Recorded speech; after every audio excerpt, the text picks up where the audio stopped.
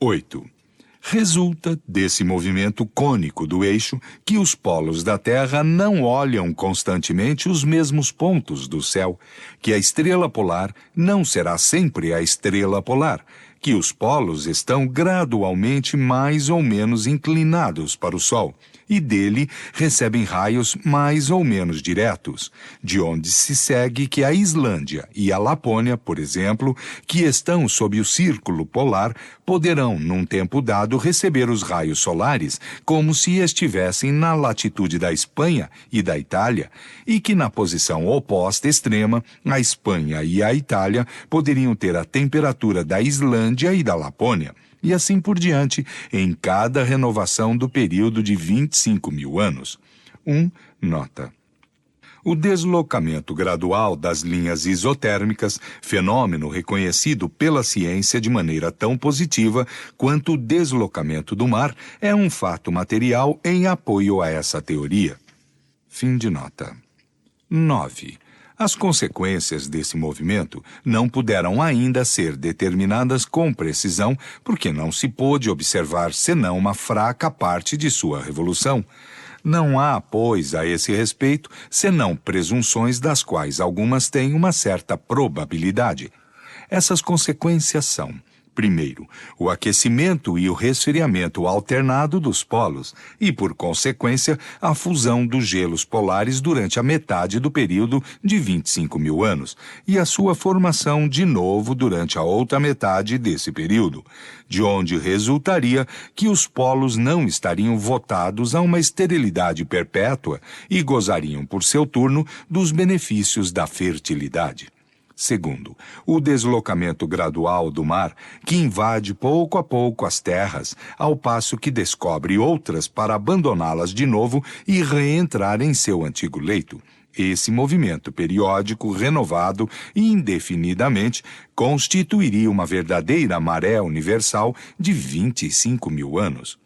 A lentidão com a qual se opera esse movimento do mar torna-o quase imperceptível para cada geração, mas é sensível ao cabo de alguns séculos.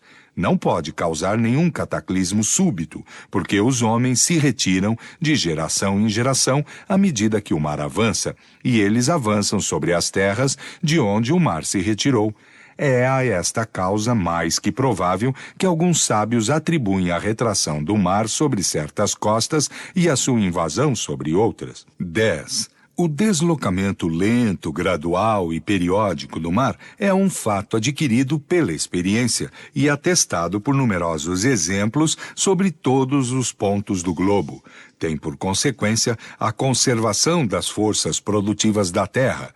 Essa longa imersão é um tempo de repouso durante o qual as terras submersas recuperam os princípios vitais esgotados por uma produção não menos longa. Os imensos depósitos de matérias orgânicas, formadas pela permanência das águas durante séculos e séculos, são adubos naturais, periodicamente renovados, e as gerações se sucedem sem se aperceberem destas mudanças. Nota. Entre os fatos mais recentes que provam deslocamento do mar, podem citar-se os seguintes. No Golfo de Gasconha, entre o velho Sulac e a torre de Corduan, quando o mar está calmo, descobre-se no fundo da água lanços de muralha. São os restos da antiga e grande cidade de Naviomagos, invadida pelas ondas em 580. O rochedo de Corduan, que estava então ligado à costa, está agora a 12 quilômetros. No Mar da Mancha, sobre a costa do Havre, o mar ganha cada dia terreno e mina as fragas de Saint-Adresse, que desmoronam pouco a pouco. A 2 quilômetros da costa, entre Saint-Adresse e o Cabo de Reve, existe o Banco de Eclat, outrora descoberto e reunido à terra firme. Antigos documentos constatam que sobre esse sítio, onde hoje se navega, havia a aldeia de Saint-Denis, chefe de Caux. O mar tendo invadido o terreno no século XIV, a igreja foi engolida em 1378. Pretende-se que se lhe veem os restos no fundo das águas num tempo calmo.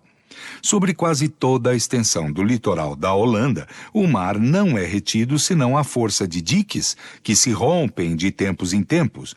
O antigo lago Flevo, reunido ao mar em 1225, forma hoje o Golfo de Zuiderzee. Essa irrupção do oceano engoliu várias aldeias. Segundo isso, o território de Paris e da França seria um dia de novo ocupado pelo mar, como já o foi várias vezes, assim como provam as observações geológicas. Então, as partes montanhosas formarão ilhas, como são agora Jersey, Guernsey e a Inglaterra, outrora contíguas ao continente. Navegar-se-á acima das regiões que se percorrem hoje em caminhos de ferro. Os navios abordarão em Montmartre, no Monte Valérien, nos outeiros de Saint-Cloud e Meudon. Os bosques e as florestas onde se passeia serão sepultadas sob as águas, recobertas de lodo e povoadas de peixes em lugar de pássaros. O dilúvio bíblico não pôde ter esta causa, uma vez que a invasão das águas foi súbita e a sua permanência de curta duração, ao passo que, de outra maneira, fora de milhares de anos e duraria ainda sem que os homens disso se apercebessem. Fim de nota. Cataclismos futuros. 11.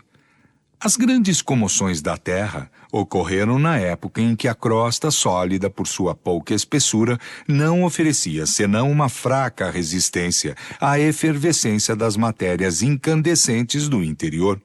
Viu-se diminuir de intensidade e de generalidade à medida que a crosta se consolidou.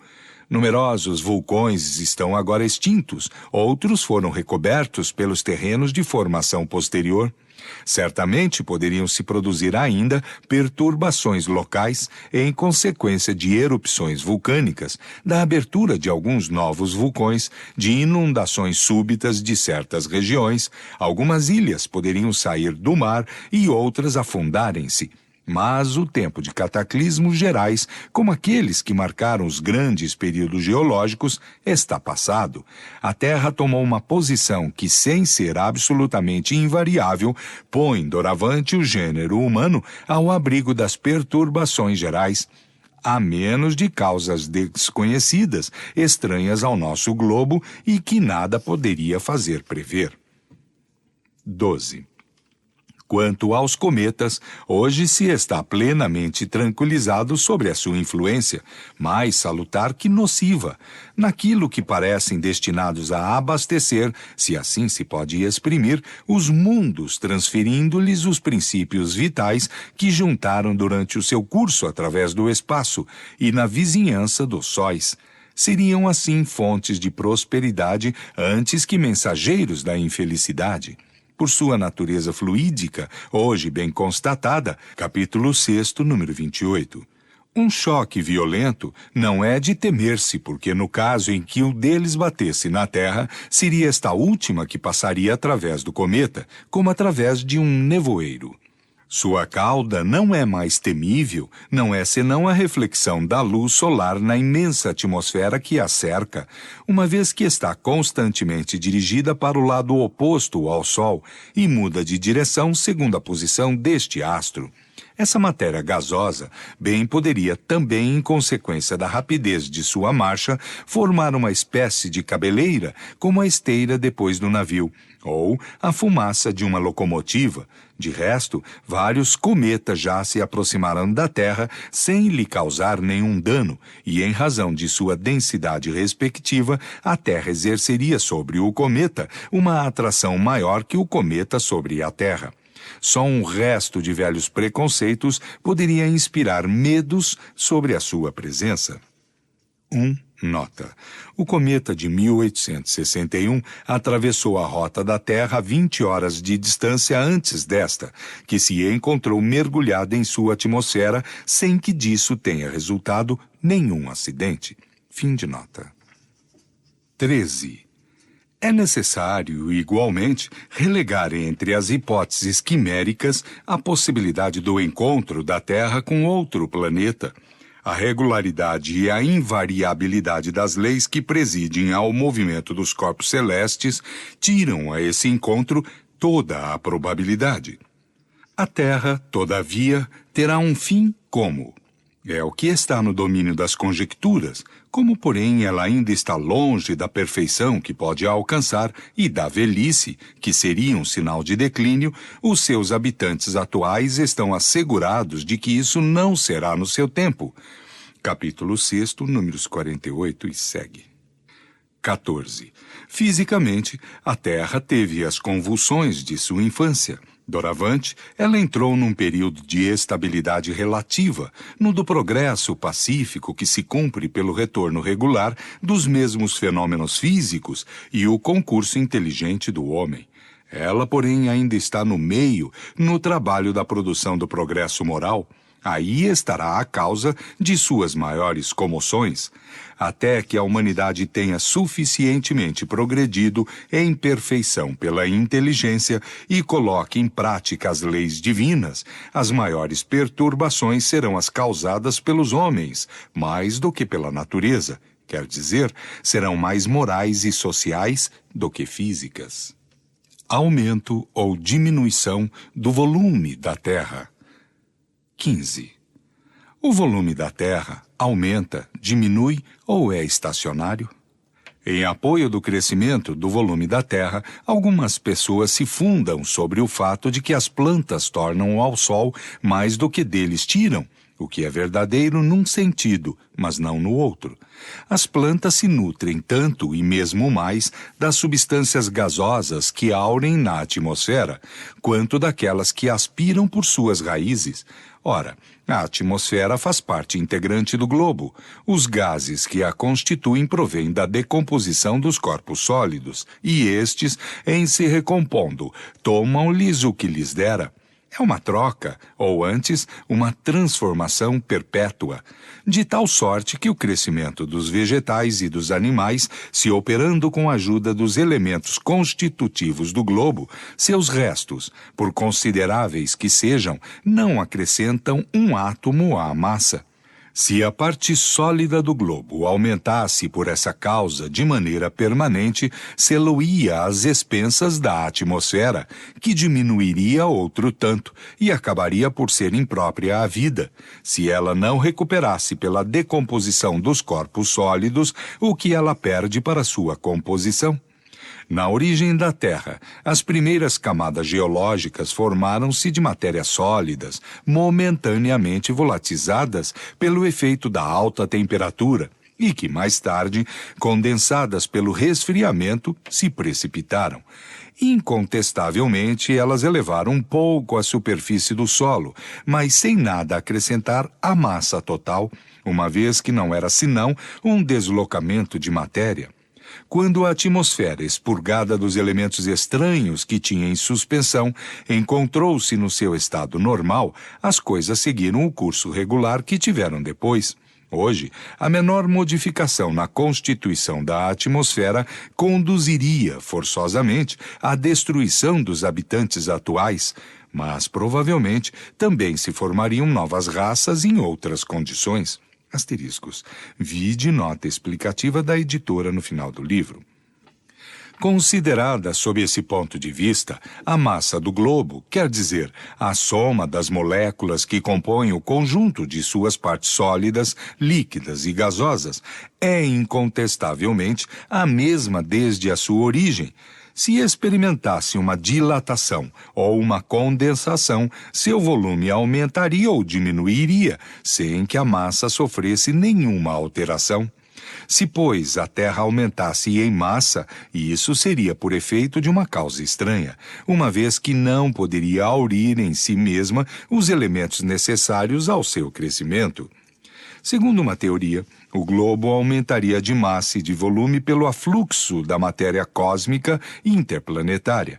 Essa ideia nada tem de irracional, mas é muito hipotética para ser admitida em princípio. Isso não é senão um sistema combatido por sistemas contrários, sobre os quais a ciência nunca se fixou. Eis, a este respeito, a opinião do eminente espírito que ditou os sábios estudos uranográficos narrados acima, no capítulo 6. Aspas. Os mundos se esgotam em envelhecendo e tendem a se dissolverem para servirem de elementos de formação de outros universos. Pouco a pouco, eles retornam ao fluido cósmico universal do espaço, o que tiraram para se formar. Além disso, todos os corpos se gastam pelo atrito. O movimento rápido e incessante do globo através do fluido cósmico tem por efeito diminuir-lhe constantemente a massa, se bem que de uma quantidade inapreciável num tempo dado. Nota. Em seu movimento de translação ao redor do Sol, a velocidade da Terra é de 400 léguas por minuto. Sua circunferência, sendo de 9.000 léguas, tem seu movimento de rotação sobre o eixo. Cada ponto do Equador percorreu 9.000 léguas em 24 horas, ou 6,3 léguas por minuto. Fim de nota. A existência dos mundos pode, segundo penso, se dividir em 3 períodos. Primeiro período, condensação da matéria, durante o qual o volume do globo diminui consideravelmente, a massa lá restando a mesma. É o período da infância. Segundo período, contração, solidificação da casca, eclosão de germes, desenvolvimento da vida até a aparição do tipo mais perfeito. Neste momento, o globo está em toda a sua plenitude. É a idade da virilidade. Perde, mas muito pouco, de seus elementos constitutivos. À medida que os seus habitantes progridem espiritualmente, passam ao período de decrescimento material. Perde não só em consequência do atrito, mas também pela desagregação das moléculas, como uma pedra dura que, roída pelo tempo, acaba por cair no pó. Em seu duplo movimento de rotação e translação, deixa ao espaço parcelas fluídicas de sua substância, até o momento em que a sua dissolução será completa. Mas então, como a força atrativa está em razão da massa, eu não digo do volume, a massa do globo diminuindo, as suas condições de equilíbrio no espaço são modificadas. Dominado por globos mais poderosos, aos quais não pode mais fazer contrapeso, disso resulta desvios em seus movimentos e, por consequência, também profundas mudanças nas condições da vida em sua superfície. Assim, nascimento, vida e morte, ou infância, virilidade e decrepitude. Tais são as 3 fases pelas quais passa toda aglomeração de matéria orgânica ou inorgânica. Só o espírito, que não é matéria, é indestrutível. Fecha aspas. Galileu, Sociedade de Paris, 1868.